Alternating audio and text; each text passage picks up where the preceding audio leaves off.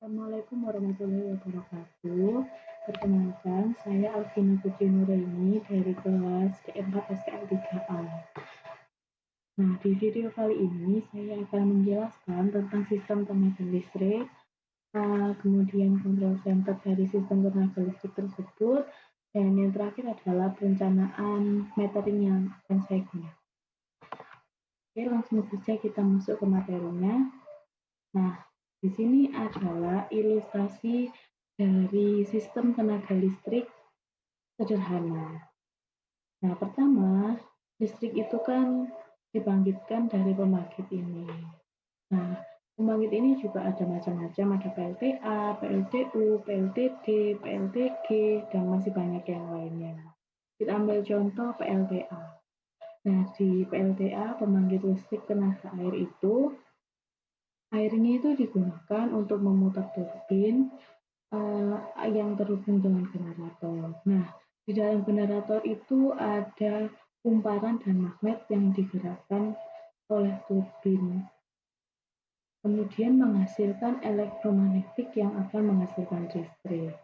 Nah, tegangan yang dihasilkan dari generator tenaga listrik itu sekitar 12 kV sampai 20 kV.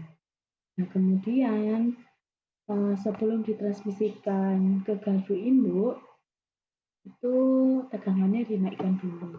Kalau di sini dinaikkan menjadi 160 kV, yang termasuk tegangan tinggi.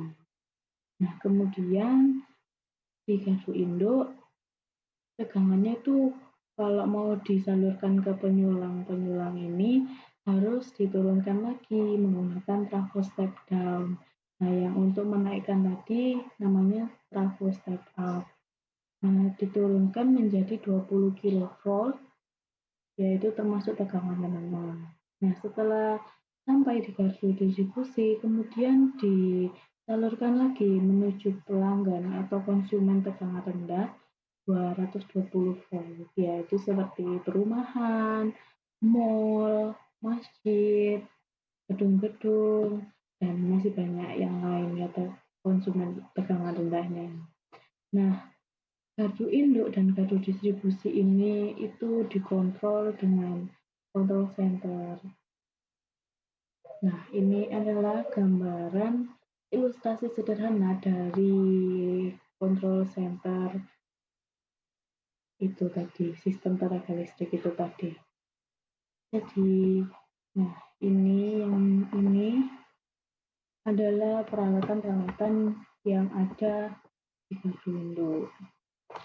Ini ada distant proteksi, recloser, BFR, pusbar. Ini ada di high voltage dari gardu induk. Dan ini yang lainnya ada di gardu induk. Terus yang MV protective relay ini ada di outgoing gardu induk yang akan menuju ke penyulang itu. Nah, kemudian peralatan-peralatan ini itu dimonitoring oleh RTU. Nah, di RTU ini memiliki fungsi, ada 3 fungsi, yaitu telemetering, telesignal, dan telemonitoring. Nah, di sini juga ada banyak jenis-jenis RTU.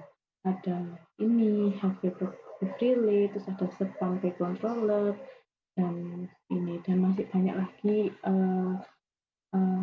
jenis-jenisnya. Kemudian di RTU ini dihubungkan menggunakan gateway untuk ke operator workstation ini. Nah, di sini itu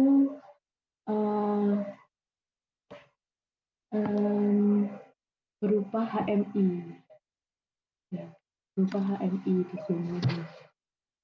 Nah, di sini ada 2 komputer. Nah, ini yang satu adalah master, yang satu ini adalah self. Nah, di master dan self ini itu saling membackup gitu, interkoneksi. Jadi ketika master ini terjadi gangguan, maka self ini akan membackup. Nah, kemudian ini namanya HMI. Nah, kemudian Everlock printer. Everlock printer di sini itu untuk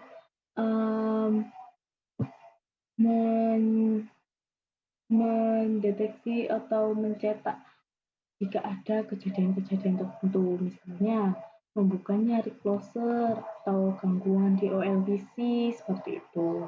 Nah, hard copy printer ini digunakan untuk laporan data-data yang ada di gardu induk itu, yaitu berupa grafik atau tabel-tabel seperti itu. Nah, ini internet network-nya ini kan saling membackup. Nah, di sini itu menggunakan sistem full duplex.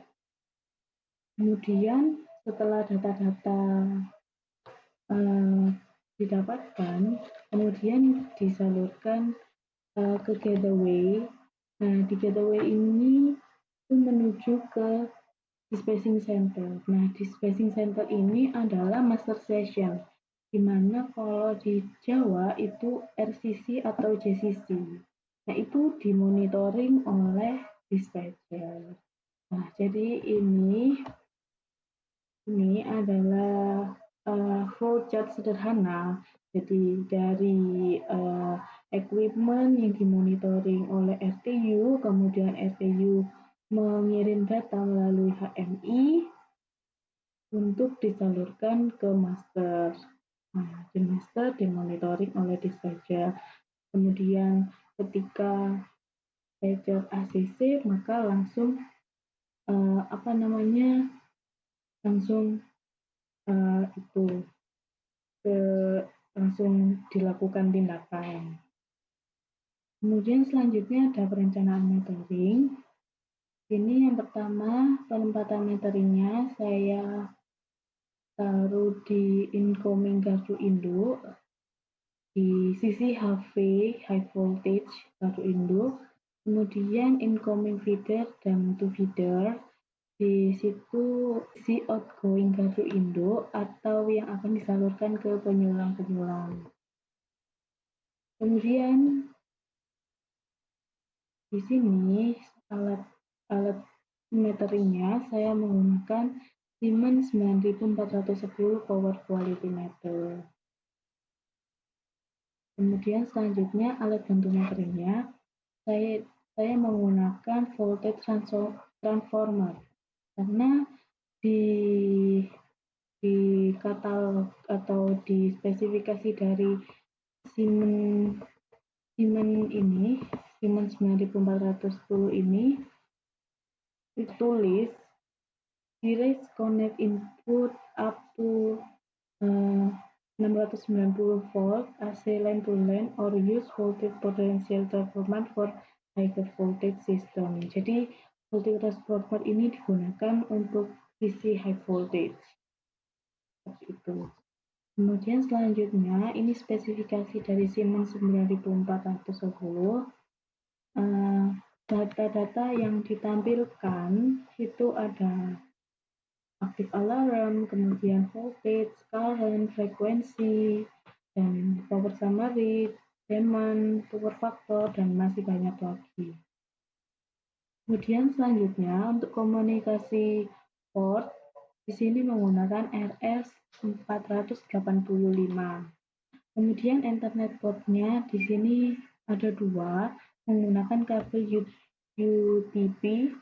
Terus kemudian di sini juga ada Modbus RTU serve on serial, terus Modbus RTU master, terus ada Modbus atau TCP on internet port, Modbus TCP master over Ethernet, dan masih ada itu di bawahnya itu.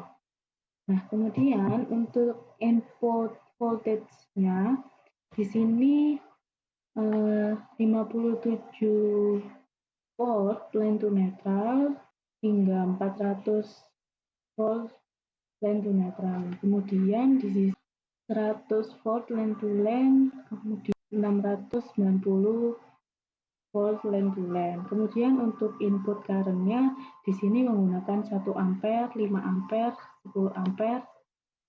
Baik, terima kasih. Sekian penjelasan dari saya. Terima kasih. Wassalamualaikum warahmatullahi wabarakatuh.